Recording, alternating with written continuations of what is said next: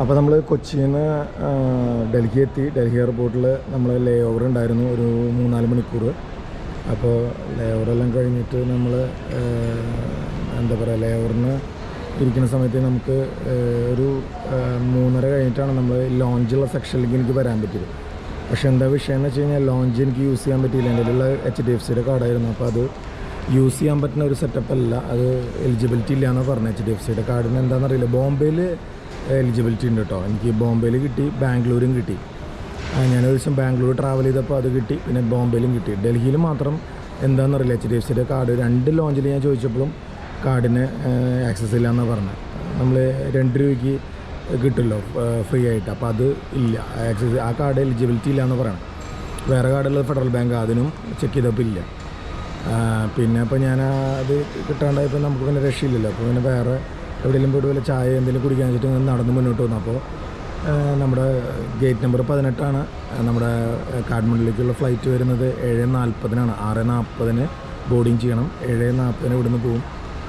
ഒരു 9:40 കൂടി നമ്മൾ കാഠ്മണ്ഡുവിലെത്തും. അപ്പോൾ ഇന്ന് അവിടെ ചെന്നിട്ട് വിശേഷങ്ങളും മറ്റു കാര്യങ്ങളൊക്കെ അവിടെ ചെന്നിട്ട് ഞാൻ പറയാം.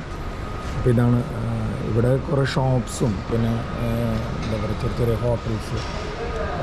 ഈ കോഫി ബീൻ്റെ ഒരു ഷോപ്പുണ്ട് കേട്ടോ, മുകളിലുണ്ട്.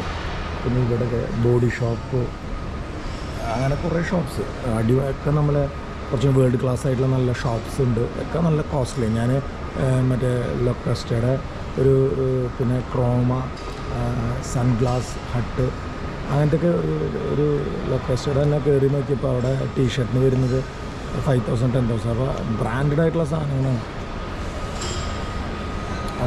എല്ലാം കിട്ടുള്ളൂ. നമ്മൾ ഒരിക്കലും ചീപ്പായിട്ടൊന്നും ഇതിൻ്റെ അകത്തുനിന്നൊരു സാധനം മേടിക്കാമെന്ന് വിചാരിക്കേണ്ട കേട്ടോ. അപ്പോൾ അതാണ് വിശേഷം. അപ്പോൾ നമ്മളൊരു സമയമാകുമ്പോൾ അങ്ങോട്ട് പോകും, നമ്മുടെ ഗേറ്റിലേക്ക് പോകണം. അപ്പോൾ അവിടെ നിന്ന് കാഠ്മണ്ഡുവിലേക്കാണ് ഇനി യാത്ര. അപ്പോൾ കാഠ്മണ്ഡുവിലിട്ടൊരു വിശേഷങ്ങളൊക്കെ പറയാം. ഞാനാകെ ടയർഡാട്ടോ. അപ്പോൾ കൂടുതൽ ടയർഡാന്ന് വെച്ച് കഴിഞ്ഞാൽ നമ്മൾ നല്ല ചൂടിൽ നിന്നാണ് ഇതിൻ്റെ അകത്തേക്ക് വന്നത്. അപ്പോൾ എന്താ വിഷയം എന്ന് വെച്ച് കഴിഞ്ഞാൽ നമുക്ക് ഒരു ഭീകര തണുപ്പ് ഇതിൻ്റെ ഉള്ളിൽ, അതാണ് അതിൻ്റെ വിഷയം. വേണ്ട, ഇവിടെ കുറേ ഷോപ്സ് ഉണ്ട് കേട്ടോ. വേണ്ട, ഇതാണ് ലോഞ്ചസൊക്കെ മുകളിലാട്ടോ വരുന്നത്. അതിൻ്റെ ഏറ്റവും മുകളിൽ ലിഫ്റ്റ് കയറി കഴിഞ്ഞാൽ മുകളിലാണ്. പിന്നെ ലെവീസ് ഉണ്ട്, ലൊക്കോസ്റ്റി ഉണ്ട്, കുറേ ഷോപ്സ് ഉണ്ട് കേട്ടോ. ബോസ് ഉണ്ട്, കോച്ച് ഉണ്ട്, പോളോ ഉണ്ട്, അങ്ങനത്തെ ടോപ്പ് ഷോപ്പാണ്. ഈ ലോഞ്ച് എടുക്കുമ്പോഴുള്ള പ്രശ്നം അതാണ്, നിങ്ങൾ കാർഡ് അവൈലബിലിറ്റി ചോദിക്കണം. ഇപ്പോൾ ഡൽഹിയിലില്ലെന്ന് ഉറപ്പായി, ബോംബെയിലും ബാംഗ്ലൂരാണ് ഇപ്പോൾ ഈ കാർഡ് യൂസ് ചെയ്യാൻ പറ്റുള്ളൂ. അതാണ് പ്രശ്നം. അപ്പോൾ ബാക്കി വിശേഷങ്ങളൊക്കെ കാഠ്മണ്ഡു എത്തിയിട്ട് ഞാൻ കാണിച്ചു തരാം. ഈ വഴിക്ക് നേരെ പോയി കഴിഞ്ഞാൽ നമ്മുടെ ഗേറ്റിലേക്ക് പോകാം. അപ്പോൾ നമ്മൾ ബോർഡിങ് കഴിഞ്ഞു കേട്ടോ. ഇനിയിപ്പോൾ നമ്മൾ ഫ്ലൈറ്റിലേക്ക് കയറാൻ പോവാണ്. നമ്മൾ കാഠ്മണ്ഡുവിലേക്കുള്ള ഫ്ലൈറ്റ് വിസ്താരയുടെയാണ് കേട്ടോ. എവിടെ വന്ന് കിടക്കുന്നുണ്ട് വിസ്താര.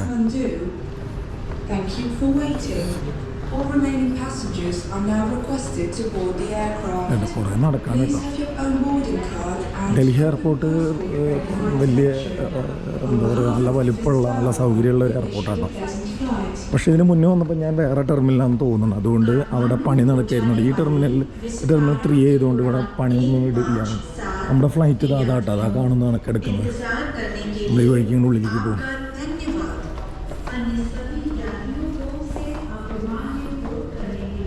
പിന്നെ വിസ്താരയുടെ നമ്മൾ ഫ്ലൈറ്റിൻ്റെ അകത്തെ വീഡിയോസൊക്കെ എടുക്കുമ്പോൾ അവർ ഓഫ് ചെയ്യാൻ പറയുന്നുണ്ട് കേട്ടോ.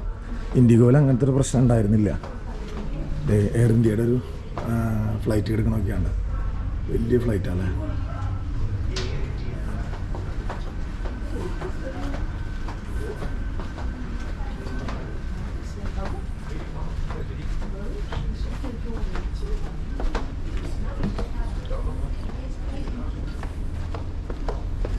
ഇതാണ് നമ്മൾ പോകാൻ പോകുന്ന ഫ്ലൈറ്റ് കേട്ടോ. വിസ്താരയുടെ ഇതൊക്കെ എടുക്കണതാണ്. ഇതാണ് ഫ്ലൈറ്റ് കേട്ടോ, വലിയ ഫ്ലൈറ്റാണ്.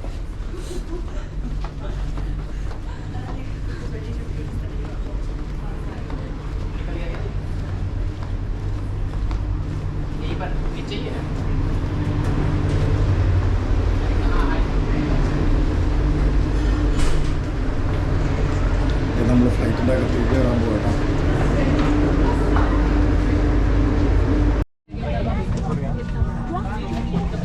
നമ്മൾ ഫ്ലൈറ്റിൽ കയറി കേട്ടോ. വിസ്താരയുടെ UK 157. ഇനി ഇവിടുന്ന് കാഠ്മണ്ഡുവിലേക്ക് പോകണം കേട്ടോ. നല്ല തിരക്കുണ്ട് കേട്ടോ.